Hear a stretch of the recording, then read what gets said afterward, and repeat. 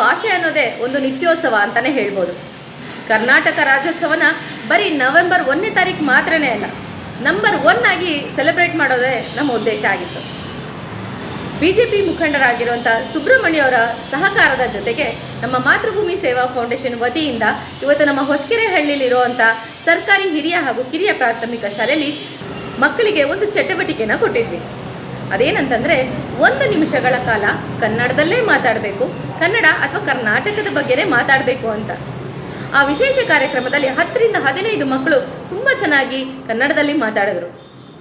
ಆ ಎಲ್ಲ ವಿಶೇಷ ಕಾರ್ಯಕ್ರಮಗಳ ಒಂದು ಕಿರುಚಿತ್ರ ನಿಮಗೋಸ್ಕರ.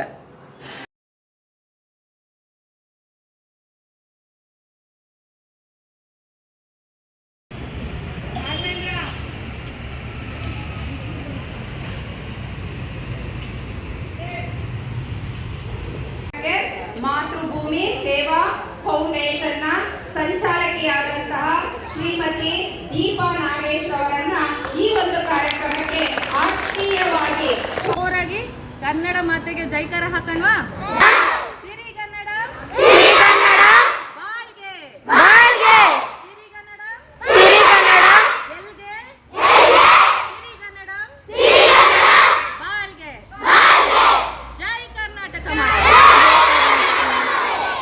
Very good. ಪ್ರೋಗ್ರಾಮ್ ಕೊನೆವರೆಗೂ ಈ ಜೋಶ್ನ ಹಾಗೆ ಮೇಂಟೈನ್ ಮಾಡಬೇಕು. ಅರ್ಥ? ಕನ್ನಡದ ಕುಲಪುರೋಹಿತರೆಂದೇ ಹೆಸರಾದ ಆಲೂರು ವೆಂಕಟೆಲ್ಲರೂ ನಮಸ್ಕಾರ. ಜೈ ಹಿಂದ್, ಜೈ ಕರ್ನಾಟಕ ಮಾತೆ. Very good.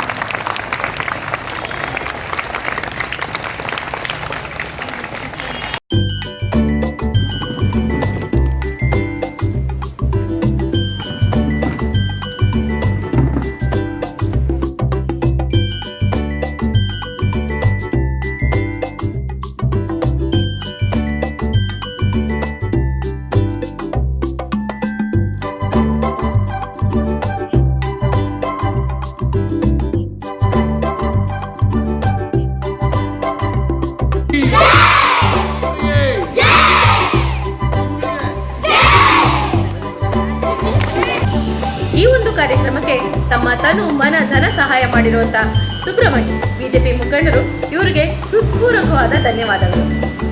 ಜೈ ಕರ್ನಾಟಕ ಮಾತೆ.